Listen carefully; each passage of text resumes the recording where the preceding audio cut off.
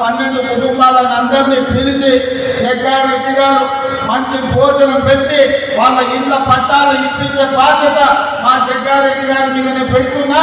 వారు వచ్చి ప్రత్యేకంగా ఇక్కడ ఒక ఫంక్షన్ తీసుకొని ఆ కుటుంబ సభ్యులందరూ కూడా పిలిచి వాళ్ళకు మంచి భోజనం పెట్టి వాళ్ళందరూ కూడా ఇందిరమ్మ ఇళ్ళ పట్టాలు ఇచ్చే విధంగా కార్యక్రమాన్ని చేపట్టవలసిందిగా వారికి సూచన చేస్తున్నా.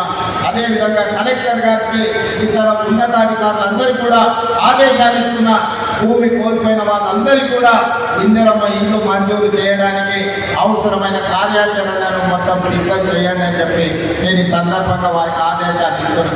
అదేవిధంగా జహీరాబాద్ మున్సిపాలిటీకి సంబంధించి జహీరాబాద్లో జరగాల్సిన అభివృద్ధి కార్యక్రమాల గురించి సురేష్ శెట్టర్ గారు చెప్పారు, దామోదర్ రాజనరసింహ గారు చెప్పారు, అదేవిధంగా శాసనసభ్యులు చెప్పారు. తప్పకుండా దానికి సంబంధించి ఒక ప్రత్యేకమైన సమీక్ష చేసి ఏమేమి ఇవ్వగలుగుతామో మున్సిపాలిటీలో అదే డ్రైనేజ్ వ్యవస్థ కావచ్చు, సీసీ రోడ్డు కావచ్చు, తాగునీటి సమస్య కావచ్చు, ఏమి నిధులు అవసరమవుతాయో అధికారులందరినీ కూడా పిలిచి సమీక్ష చేసి జహీరాబాద్ నియోజకవర్గానికి అవసరమైన నిధులను మంజూరు చేయడానికి నాకు ఎలాంటి అభ్యంతరం లేదు.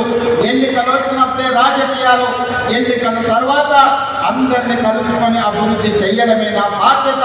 తప్పకుండా జహీరాబాద్ నియోజకవర్గ అభివృద్ధిని నేను మీకు మంజూరు చేస్తా.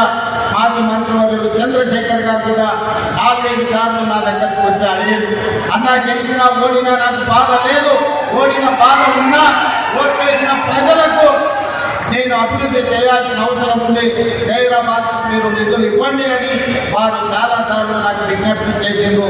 తప్పకుండా నిధులు మంజూరు చేస్తానని చెప్పి ఈ వేదిక మీద నుంచి వారికి నేను విజ్ఞప్తి చేస్తున్నాను.